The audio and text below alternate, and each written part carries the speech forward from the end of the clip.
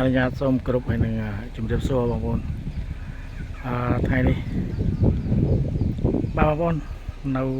គៀនកន្លែងធ្វើការឬក៏គៀនផ្ទះបងប្អូនមានដំណាំដើមត្នោតប៉ុណ្ណេះបងប្អូនដើមត្នោតច្រើនបងប្អូនដើមគ្រូហើយបងប្អូនចង់ផ្លិចអស់ហើយដើមត្នោតរបស់ខ្មែរហើយបងប្អូនដើមត្នោតនេះមានអត្ថប្រយោជន៍ច្រើនណាស់បងប្អូនបាទតាំងពីដើមស្លឹកផ្លែផ្កាយកទៅធ្វើអ្វីបានគ្រប់យ៉ាងទាំងអស់បងប្អូនសម្រាប់ដើមត្នោតបាទបងប្អូនដឹងហើយថានៅក្នុងប្រទេសកម្ពុជាយើងបាទខេត្តដែលសម្បូរដើមត្នោតជាងគេបងប្អូនគឺខេត្តកំពង់ស្ពឺបាទខេត្តកំពង់ស្ពឺបន្ទាប់ពីខេត្តកំពង់ស្ពឺមកបងប្អូនគឺខេត្តកំពង់ឆ្នាំងបាទខេត្តទាំងពីរនេះគឺសម្បូរដើមត្នោតដែរបងប្អូនពីព្រោះដើមត្នោតនេះវាមានអត្ថប្រយោជន៍ច្រើនបាទស្លឹកត្នោតយើងអាចយកទៅធ្វើស្មុកធ្វើមួកធ្វើស្លឹកប្រក់ផ្ទះបាំងជញ្ជាំងបាទវិចនំខ្ចប់នំអ្វីជាច្រើនផ្សេងទៀតបងប្អូនសម្រាប់ស្លឹកត្នោតហើយសម្រាប់ផ្លែត្នោត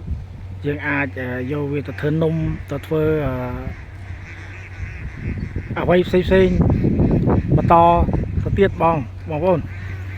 ហើយសម្រាប់ទឹកត្នោតយើងអាចយកទៅធ្វើស្ករសម្រាប់ប្រើប្រាស់ប្រចាំថ្ងៃបងប្អូន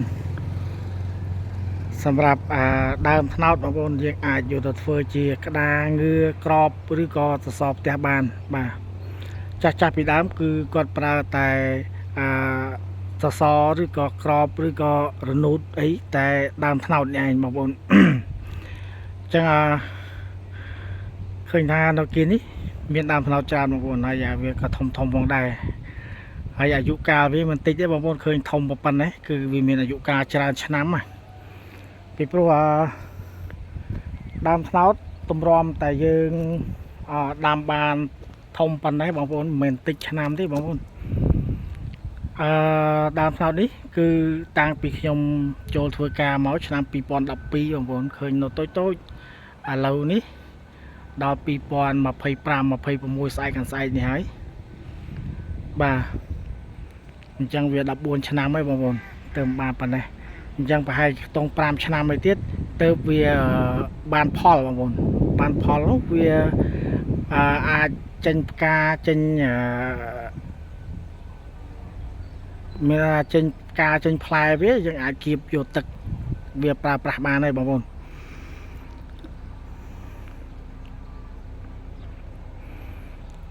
ហើយបងប្អូនបើសិនជាវាបានធំហើយមិនងាយ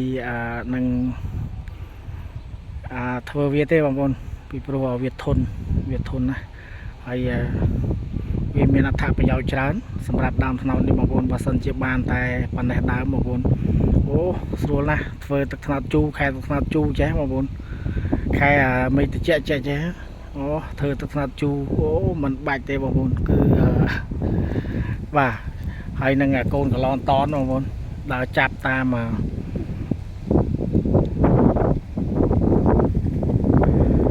ដីព្រៃកាហែងតាមបឹងដែលវាមានដីព្រៃកាហែងដែលវាមានកូនត្នោតដែលវាមានដីព្រៃកាហែងតាមបឹងតាមអីវាអញ្ចឹងវាមានកូនកឡនតដែរបងប្អូនហើយយកមកក្លែមជាមួយទឹកត្នោតជូរនេះអូចាប់មកជីបតែម្ដង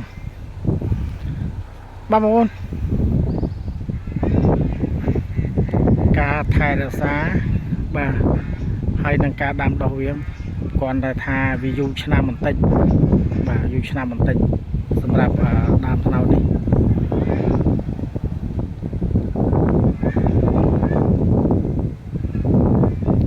បាទនេះជាអត្តសញ្ញាណរបស់ខ្មែរយើងហើយដែលខ្មែរយើងតែងតែឃើញហើយនៅក្នុងប្រាសាទអង្គរវត្តរបស់យើងគឺនៅខាងមុខប្រាសាទកំពូល5នោះគឺឃើញមានដើមត្នោតនេះបងប្អូនគឺអាយុកាលវាយូរឆ្នាំបាទបងប្អូន សម្រាប់คลิปវីដេអូនេះខ្ញុំមានប៉ុណ្ណឹងបងប្អូនអនុញ្ញាតសូមជម្រាបលាបងច្រើនសុខភាពល្អបងប្អូនទាំងអស់គ្នាក្នុងរដូវធ្លាក់ខ្យល់រដូវរំហើយរដូវប្រាំងនេះផងដែរបាយបាយ